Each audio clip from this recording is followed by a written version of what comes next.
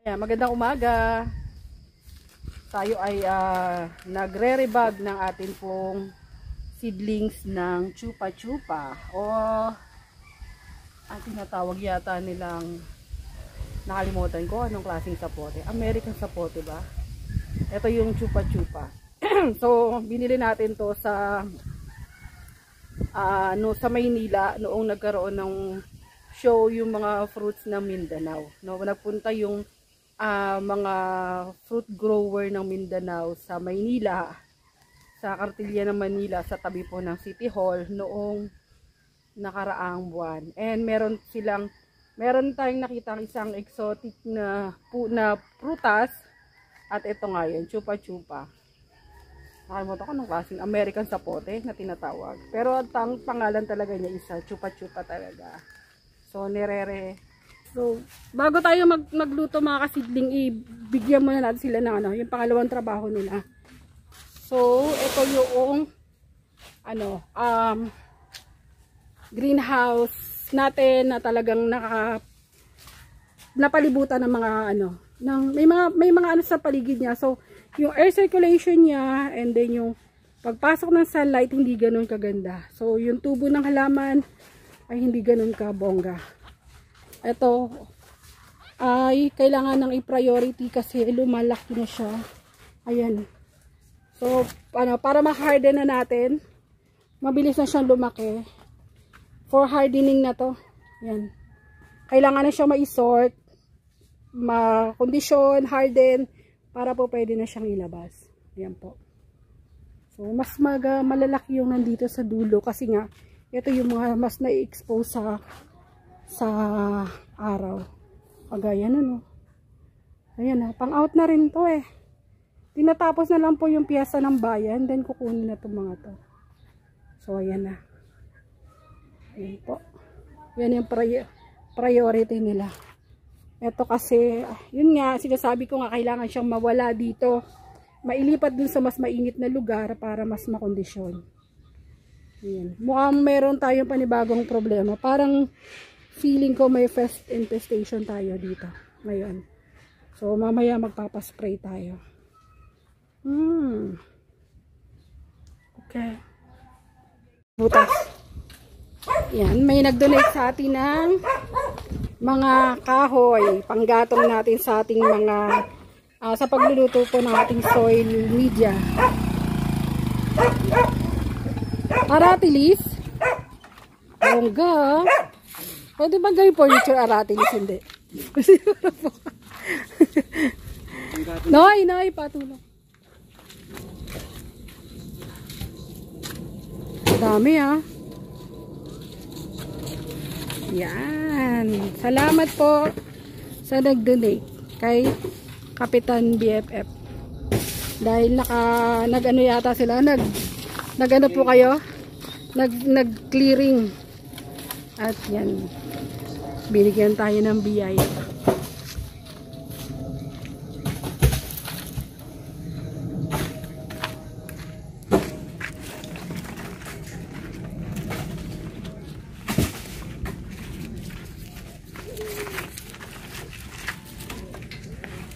Tapos humingi rin si Kap ng doggies. Yan, mababait. So, bala ko talaga siyang bigyan bala ko siyang tanungin. Kasi nga dami na nating dogs. So, namimigay lang naman ako doon po sa sigurado nga alagaan. So, may konting interview yan kapag nagbibigay tayo ng dog. Kung hindi maayos yung tao, hindi po talaga ako nagbibigay kahit aso lang yan. Kasi kailangan maging maayos din yung nila, buhay nila. Boying, be a good boy ha, Boying. Lenny ha. Oh, good. So, pwede ko pa sila mabisita kasi doon lang sila sa bahay ni Kap.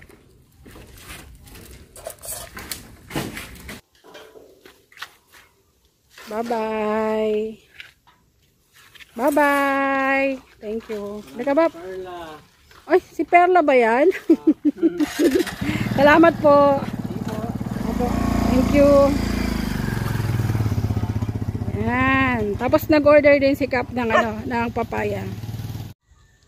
Ito yung yung kapitan natin pumunta rito kasi nag-ano rin talaga si Kap. Siya ay masipag na farmer din. So bago pa siya naging kapitan, siya ay akin naging kaibigan nang dahil sa customer ko siya doon sa Agri Supply. And matagal na siya nagtatanim. So ngayon, isa sa tinatanim niya talaga, papaya. Yan. So ito ay halos mapupunta na sa kanya. Humingi tayo sa kanya ng 1 week para makondisyon muna natin. Ayan, papatabain muna natin yan. May bibigay tayong vitamins dyan para mas lalaki yung kanyang katawan. Ingatan ang inyong katawan. O ayan po. Salamat sa pagbili. And next available natin, maliliit na. So mga 1 month pa po yung next available. Rush tayo. Ayan po. Rush. Buti na lang maganda yung tubo ng kamatis natin. Ayan. So, yan. Pero ay mga kasama natin today, si Chacha. Ang huli ko yung pinakamaganda sa lahat. Si Atia. Second ka lang eh. Sa pinakamagandang nilalang sa balat ng lupa. Medyo konti lang yung tinatanggal na mau. Marami rin. Mahirap din yung mga sizes niya. Size kita, 4. 4 yung size niya ngayon. Okay na kaysa yung mga una. At saka si Noy yung kanilang muse. Hindi siya escort. Ha? Grabe ka naman. May mga damo. Say na hindi masyado naluto na maganda yung lupa natin. Yan damo. Sa isang reason yung ba't niluluto natin to prevent weeds. Malibang pa sa pangkondisyon siya ng lupa. Laki ng problema nila. Walang latagan. Pagdilig muna tayo. So, yun naging problema natin sa mga stocks natin, mga kasidling. Ayun, salamat po sa nag-advise na mag-inventory. Yung totoo po niyan, nag-inventory naman tayo. Tansyahan. Hindi mo kasi talaga mabibilang kung ilan, especially kapag hindi pa siya na-sort. So, nag-inventory tayo. Yung problema talaga, dahil nga sa sobrang nagkulang yung punla, hanapan. Yung nangyayari, nanininja yung natin, yung punla natin. So, kahit na magtabi ka dyan, tumalikod ka lang saglit, mawawala na. Kasi nga, dahil previous pa dun sa ulan, may mga pa-order na kasi. So, ganun yung nangyari. And ginagawa na lang ng paraan. Hanggat kaya. Tapos, ano ba? Yung ganun, especially sa kamatis, talaga, grabe. So, may mga naka-reserve na siya. May mga nag-walk-in. Hindi, ang hirap makipag-deal. Ang hirap kausapin ng mga farmer na kasi nga talagang nasiraan sila ng punla, ng tanim. Gusto nila makahabol. So, mahirap hindian, especially kapag nakikita nila na may punla ka. So, dun kami nagkakaroon ng problema. And, ayan mga kasidling, namumuwersa na tayo ngayon. So, kailangan nga, dahil ito ay mas malaki-laki pa talaga yung area na kailangan natin gawa ng greenhouse. At for sure, tayo ay magagahol sa panahon dahil matagal gawin yung bakal na greenhouse kumpara sa kawayan. And ang isa pa natin dyan, hindi natin alam kung hanggang saan yung budget natin na makapagpabakal tayo. So, kung i-stretch natin yung budget natin hanggang sa bakal, then papatapos na lang siguro natin ng kawayan naman yung pong mga matitira na hindi malalagyan ng bakal na greenhouse. So ito si auntie, wow, nagsunog na, sinira niya na yung mga greenhouse dito.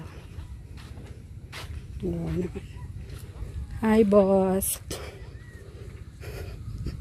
Ninja Cup, okay ka lang? Meron pala dito konti. Natira na to.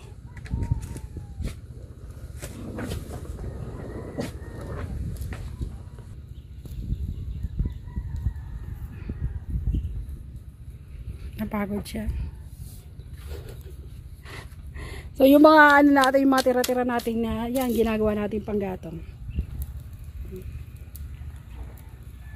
Marami-raming panggatong to. Ayo! Hi! Ang batang ma-cellphone. Say hi! Hi! Hi! Bad trip din siya, bakit? So, si Ate May yung ating chef ngayon. Ang kanyang niluto ay napilitan. Boy, bugbog na yata tong overcook na tong ano, bangus na kulang sa suka. So, papabulan natin ng suka. Yan. Tapos, isip kong dadagdagan kong tubig kasi baka mamaya marami maghanap ng sabaw. Matutuyuan na naman to. Ayan, pakuluhan lang uli natin. Siguro sangkulo na lang. Mauubos din naman yan. Tikman natin! Yan po. Pakuluan ko muna ha. Ayan, mekos-mekos. Tapos tikman na natin. Dinagdagan natin ng suka at saka ano, asin. Pero siya marunong magpaksiw. Ah! Good. Okay na to? Pakuluan lang natin ng konti tapos ano yun. Good na yan. Yan na siya. Am na po. Oras ng kain. Kasi si Andy. Pagtapos natin magluto, dito natin nililipat. Para hindi crowded din sa kusina. Ito'y mag-away. Ulo sa akin.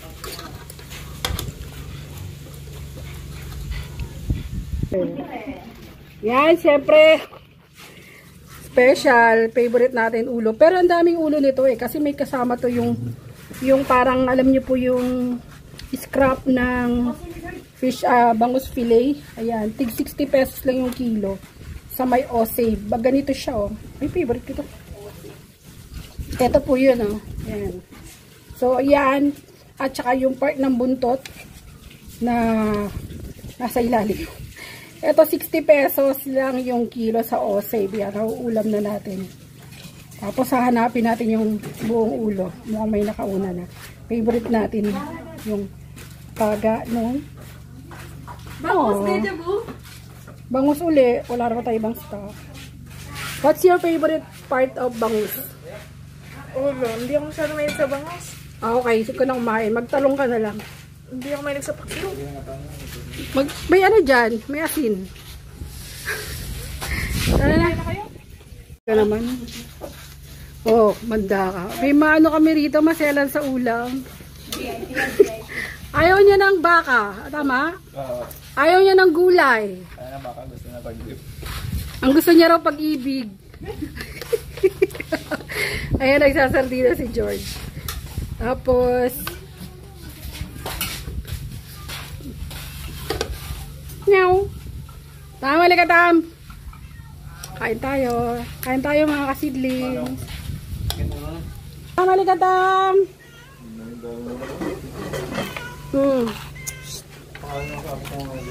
Ano yan? Sigam?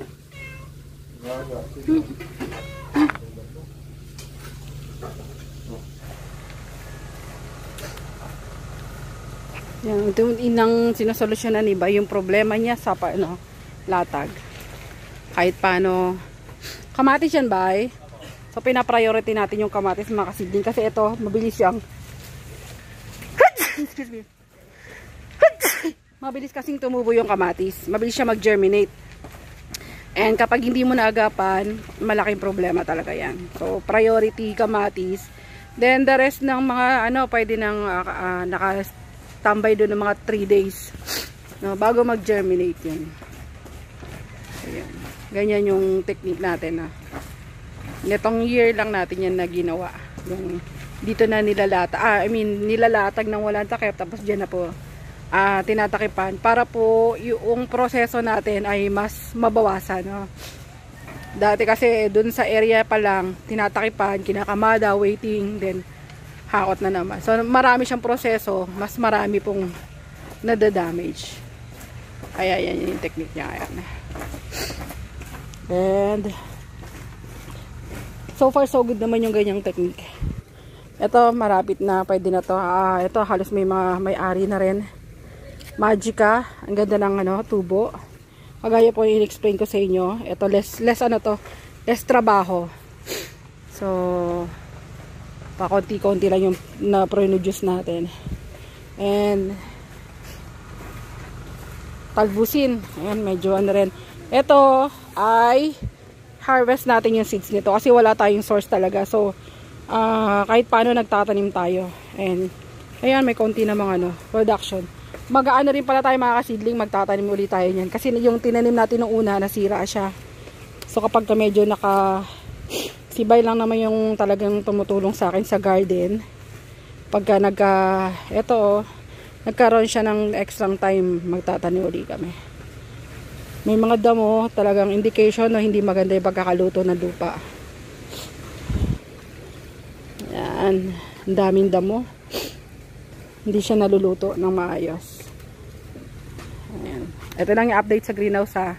Then ito ay, minsan i-share ko sa inyo kasi matinding explanation yung mukhang may problema tong seedlings na to.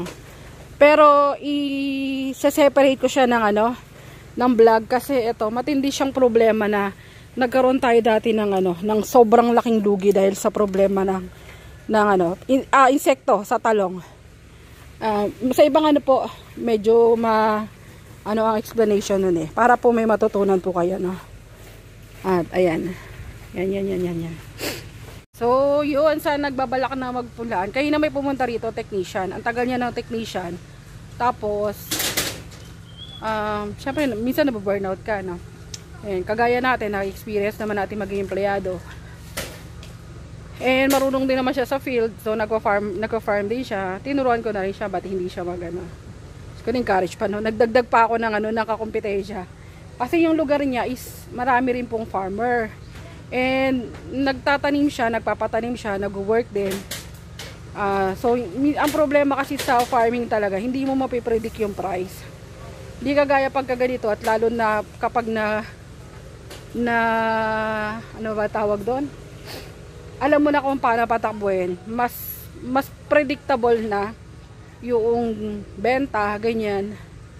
So ini-encourage ko siya na maganda magsarili na lang siyang kung magbi-business siya. Gaya na rin lang kasi may market siya. Bilang technician, marami siyang kilalang farmer. And may lupa siya. Napakalaking advantage nun sa kanya. Napakalaking point nun, edge.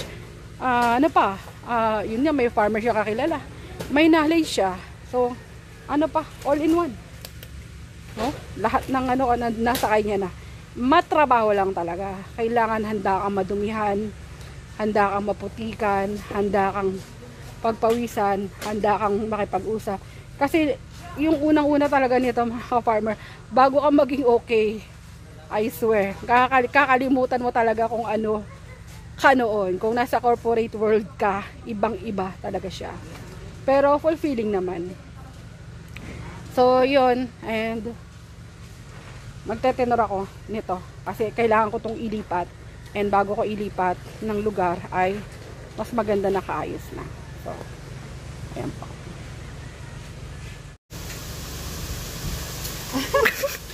Ito magtetenor na tayo. Ito maghirap din itong tenoroin kasi hindi pantay-pantay yung tubo niya. Pangit yung seeds. Ang tagal na kasi sa atin ito. So, ayun, dami ng palya. May mga magugulang na tapos ito yung iba nyo kasunod. May baby. So, tingnan nyo po yung pagkakaiba ng ganyan, So, ito na yung mga nauna, tapos ito may umahabol pa. So, ayan. So, yung maghapon natin, kunyari siguro dito magtetenor. Pero totoo yan, ako yung tipo ng tao dito mataga sa yung isang trabaho. Mas madali ako magsawa, lilipat ako dito. Diyon siya tatawa. So, mga kasikligan, dyan dito lang po muna yung vlog natin. Hanggang sa susunod po. Paalam!